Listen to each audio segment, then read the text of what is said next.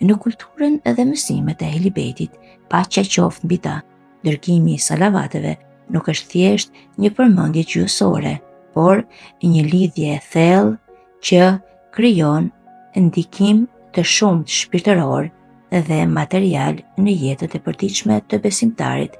Sipas thënieve dhe haditheve, ndikimet kryesore janë zgjidhja e problemeve dhe realizimi i dëshirave. Së dyti, salavati ndikon në pastrimin e gjunaheve dhe pastrimin e shpirtit.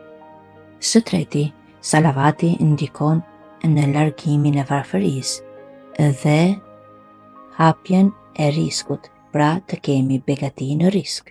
Dhe së katërti, salavati ndikon shumë në rëndimin e peshores së veprave në ditën e gjykimit.